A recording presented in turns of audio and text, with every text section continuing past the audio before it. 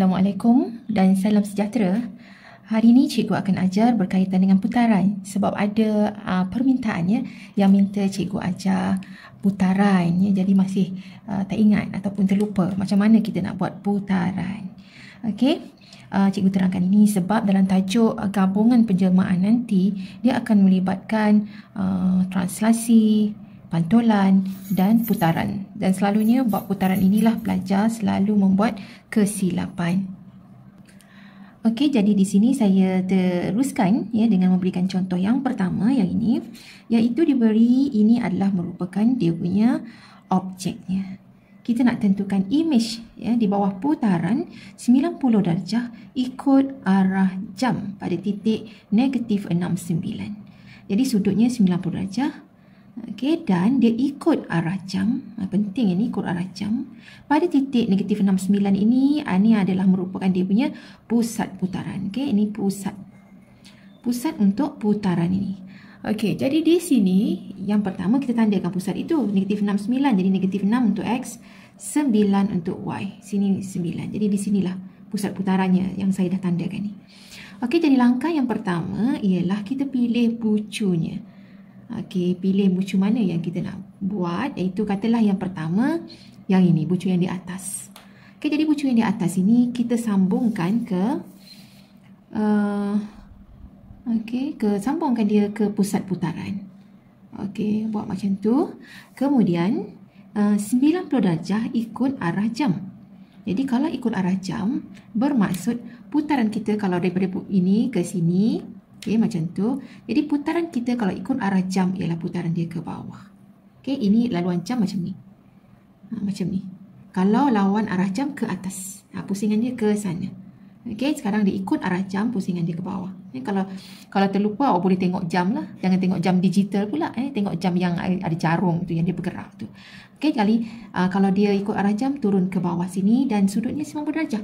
Jadi kalau 90 darjah, saya guna bucu pembaris saya ni. Okey, letak macam ni. Jadi dia 90 darjah. Kemudian senang ceritanya, kita tengok dekat sini. 1, 2, 3, 4. Ada 4. Jadi di sini dia akan turun 4 kotak ke bawah. Jadi ini sebab dia straight saja, senang. 1, 2, 3, 4. 4 ke bawah. Okey, jadi di sini. Bucu yang di atas ini sekarang dah berada kat bawah ini. Okey, seterusnya yang bucu ini pula. Kita sambungkan dia ke pusat putaran. Apa-apa pun mesti sambung ke pusat putaran. Sambung ke pusat putaran. Okey, seterusnya kita nak buat putaran dia tu mesti ikut arah jam. Kalau yang ini macam ni, arah jam mesti gerak ke sini. Okey, gerak ke sini ikut arah jam. Maksudnya gerakkan dia sama macam ni tadi, ke sini. Sebanyak 90 darjah. Ambil lagi sekali pembaris ni, bucunya 90 darjah. Jadi saya letak macam ni. Okey. Jadi di sini ada 1, 2. Jadi yang ini pun 1, 2. Jadi dia pergi ke sini. Okey, saya buatkan garisnya lah lebih jelas. Jadi bucu ini dah pergi sini.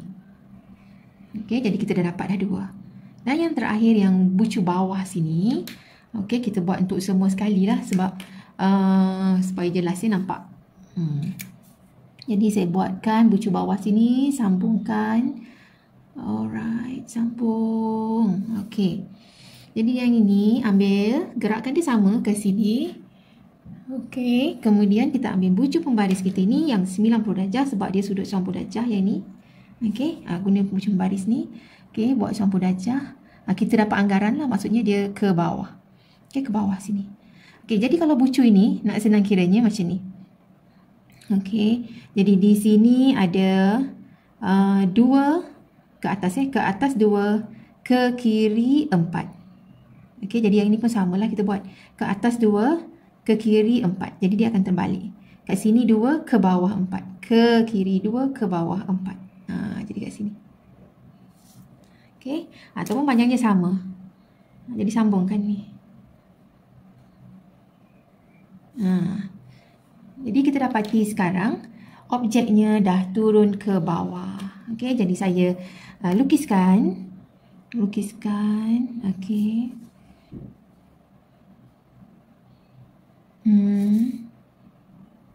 Salah sini. Macam tu. Jadi sini objek, inilah dia punya image. Okey. Jadi saya harap kita boleh bayangkan ya, kalau dia 90 darjah, sudut yang dibuat itu mesti 90 darjah. Jadi contohnya yang hijau ini, bucu ini ke bawah sini, sini sudutnya 90 darjah. Okey, kalau yang hitam ini pun sama. Yang hitam ini ke sini 90 darjah. Yang biru pun sama, ini turun ke bawah 90 darjah. Okey, jadi kita dah ubahkan objeknya jadi image di sini. Kita tengok pula contoh yang kedua. Okey, soalan yang ini diberi objek. Ini objeknya. Dan diberi transformasinya ialah putaran 180 darjah pada titik -6, -4. Jadi ini putarannya berbeza. Okey, jadi sini 90, ini 180. Titiknya iaitu pusat putarannya -6, -4. X-nya -6, Y-nya -4. Jadi di sini ialah dia punya pusat putarannya. Okey, sekarang untuk putaran 180 darjah, dia tak perlu tulis ikut jam, ikut arah jam atau lawan arah jam sebab dia akan pergi ke arah yang sama juga. Dia akan menghasilkan image yang sama. Kalau ikut jam atau lawan arah jam, dia punya image tetap sama. Okey, jadi tak perlu tulis. Okey, sekarang kalau 180 darjah ni senang sahaja. Cumanya kita sambung sahaja. Pilih bucu, katalah bucu ini, sambungkan ke titik. Okey. Sambungkan macam tu. Okey, dengan jarak yang sama panjang. Teruskan ke depan. Jadi sini 2, 1, 2, 1 ke sini. Okey, jadi teruskan. Okey, jadi kita dapat ini, bucu ini pergi ke sini. Okey, seterusnya kita buat yang ini pula. Ini pergi ke... Okey, sambungkan. Jadi di sini ialah 1, 2, 3, 4, 4, 1. Jadi jarak yang sama. 1, 2, 3, 4, 1. Dia pergi ke situ. Okey, kalau saya buat garis ni macam ni lah. Okey, jadi dia pergi ke sini. Okey, seterusnya ialah kita pergi bucu yang bawah ni pula. Okey, bucu yang bawah ini. Okey, pergi ke sana. Alright. Tu. Okey, 2, 3. So sini 2, 3. Dia pergi ke situ. Okey, yang ni pergi ke sini. Dan yang akhir bucu hujung sini kita sambung. Okey. Sambungkan. Kemudian okey, kita buat sambung. Okey, tengok sini. Dia bucu ni kan? 1, 2, 3, 4, 5. 5. Sini 1, 2, 3. 5, 3. Jadi ke sini pun sama. 1, 2, 3, 4, 5. 3. 1, 2, 3. Naik ke atas sini. Jadi kalau saya nak buat garis ni juga. Okey, ini garisnya. Okey, jadi dia dah pergi ke sini. Maka bila kita nak lukiskan dia punya image-nya, jadi kita sambung setiap poin yang kita dah tanda tadi tu. Alright, ini sambung. Sambung sini dan yang ini. Okey. Jadi sinilah objek dan yang inilah dia punya image. Itu kalau 180 darjah. Okey, ni tadi soalan yang kedua. Sekarang kita pergi pada soalan yang ketiga. Okey, soalan yang ketiga ini diberi ini objeknya dan diberi ini pula adalah dia punya image. Okey, jadi dia nak minta kita tentukan bentuk yang macam ni ayat dia. Maksudnya ialah perihalkan selengkapnya transformasi yang terlibat. Okey, jadi katalah kalau transformasi yang terlibat dari sini ke sini ialah transformasi katalah L. Jadi kita nak tulis perihalkan transformasi L selengkapnya. Okey, untuk perihalkan selengkapnya transformasi L itu, mula-mula kita tengok objek dengan image ini ciri yang ada. Adakah dia bertentangan arah? Maksudnya sekarang bucu ini ke kiri, adakah bucu ini ke kanan? Jadi nampaknya bucu ini sekarang ke kiri daripada yang ini ke kiri, tetapi bucu ini yang sepadan dengannya dia berada ke bawah. Okey, contoh yang ini pun sama. Dia ke bawah, sekarang dia ke bucu ke kanan. Okey, jadi dia bukan bertentangan arah. Kalau bertentangan arah itu ialah transformasi pantulan. Kalau dia sama sebiji macam ini, cuma arahnya bukan arah, kedudukannya dekat atas ke, dekat bawah ke, dia berubah tempat saja. Bentuk sama tapi dia berubah tempat. Jadi itu dipanggil translasi. Jadi yang di sini kalau dia punya, contohnya saya ambil garis 2 ini. Garis ni sekarang menegak. Okey, bila dekat sini kita dapati garisnya dah jadi mengufuk atau melintang macam ni. Satu yang ini tegak, okey tegak. Yang ini dia dah jadi yang sepadan ni, pilih garis yang sepadan ni tegak. Okey, yang ini dah jadi mendatar. Jadi tegak akhirnya dia jadi mendatar. Jadi dia melibatkan sudut 90 darjah. Okey, jadi kita sekarang kalau dah tahu dia kalau macam ni bentuknya mesti melibatkan putaran. 90 darjah pula. Nak tahu ikut arah jam dan titik pusat putarannya, jadi kita buat kaedah macam ni. Yang pertama, kita sambung, pilih bucu yang sepadan. Katalah bucu ini sekarang dah jadi sini. Okey, kita sambungkannya, ambil pembaris, sambung. Okey. Jadi dekat sini, kemudian kita cari titik tengahnya. Antara garis ini dan garis ini kita cari titik tengah. Jadi kita tengok panjangnya dekat sini dalam 5 cm.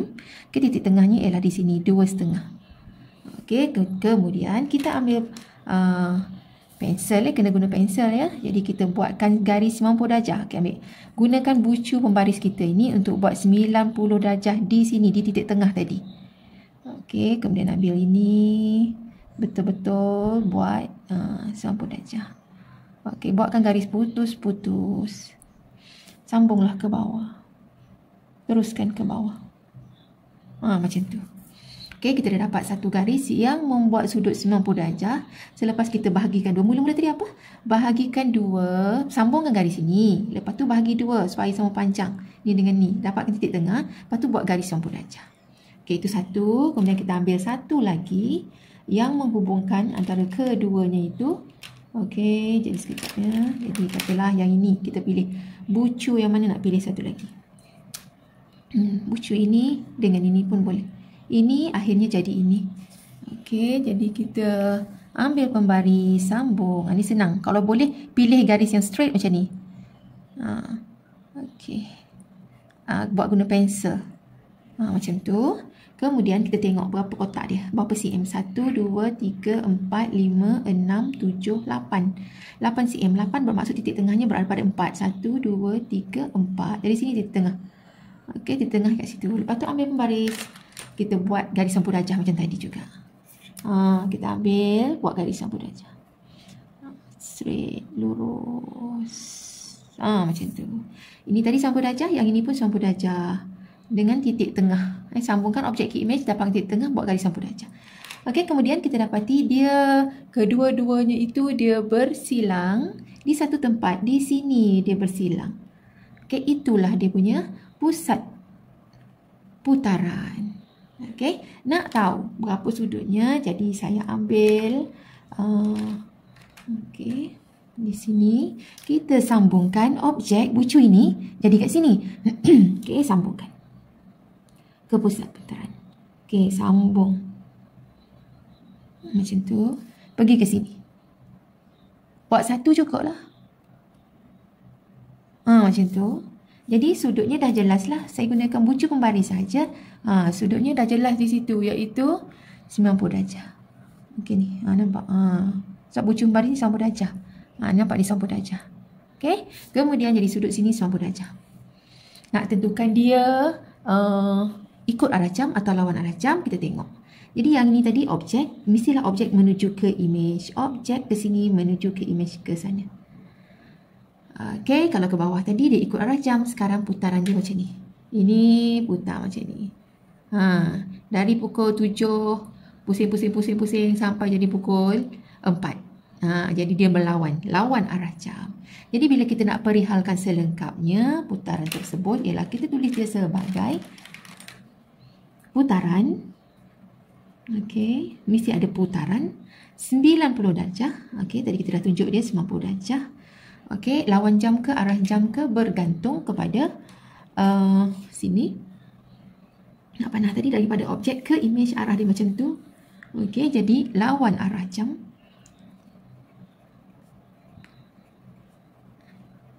Okey, lawan arah jam dan seterusnya.